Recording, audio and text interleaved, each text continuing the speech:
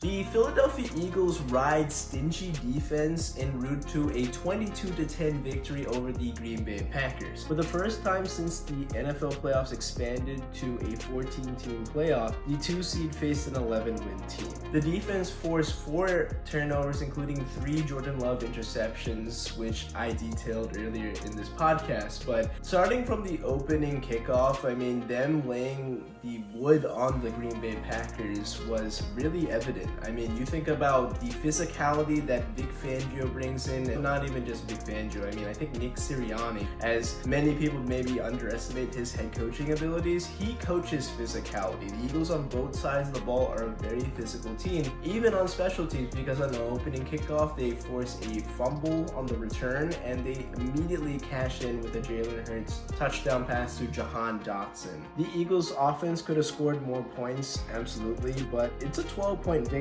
But I know many people are going to criticize Jalen Hurts and his performance, where he had 13 out of 21 passes for under 150 yards. But he passed for 2 touchdowns and was really efficient when he needed to be. Yes, the offense wasn't as crisp, but if you really look at how the play calling was during this game, there were a lot of opportunities where the Eagles offense left meat on the bone, and I think that comes back to Kellen Moore. But I don't think Jalen Hurts had a bad game. I think the worst thing he did was take a sack in the first half, but that was pretty much it. Offense was doing their thing when they needed to. If you look at that drive in the second half when the Eagles were up 10-3, they had a touchdown drive to Dallas Goedert where he stiff-armed the defensive back 3 different times en route to the end zone, and that just shows the amount of physicality that the Eagles have. And additionally, Saquon Barkley went for 119 yards rushing, where nothing gaudy.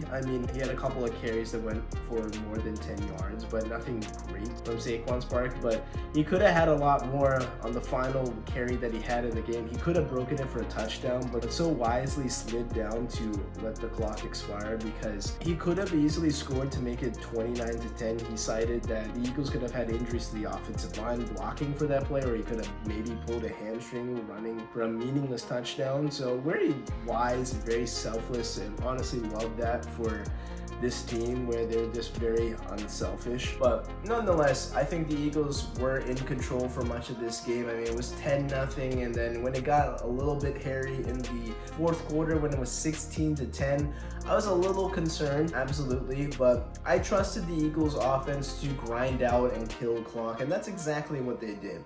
Not a pretty victory, but with this Eagles offensive line, the formula is run the rock, ride Saquon Barkley, who is yet again phenomenal in his playoff debut for the Philadelphia Eagles, and trust this defense. Vic Fangio has done a phenomenal job. The Eagles' pass rush against the Green Bay Packers was also really successful. While maybe just getting 2 sacks from Nolan Smith isn't spectacular, but that does show the strides that Nolan Smith has made this season. After having only 1 sack in his rookie campaign, many think he was a bust. Well, Vic Fangio has found something in Nolan Smith as well, where he's been really good at getting after the quarterback. The secondary, like I said, despite not having a single cornerback have an interception, their starters got in on the action, with Darius Slay intercepting Jordan Love off a deep pass to Dontavian Wicks, and then Quinion Mitchell, the rookie, finally got his first interception of the season and his career. The interception with Zach Bond, I thought, was also just stellar linebacker play. He's been playing sideline to sideline this whole year, and I'm really happy that he got the recognition he deserved with the All-Pro status. I haven't seen a first-team All-Pro linebacker for Philadelphia in many years. As a whole, this defense is so ferocious.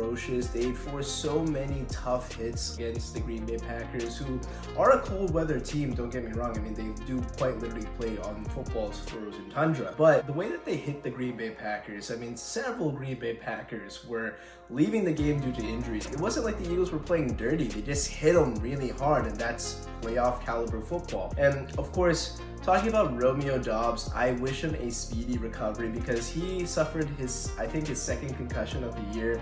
And after the first one, he started wearing this Guardian cap, which I really do applaud him for taking that kind of respect for his body and also his family. But I really do hope that he has a speedy recovery. That seemed like a really nasty hit on the back of his head, and really hope that he does recover well from concussions, because they're no joke. But in terms of, yet again, addressing this physicality, the Eagles are really, really good on both sides of the ball. And in the playoffs, you don't have to have style points. A win is a win, and they move on to the next round.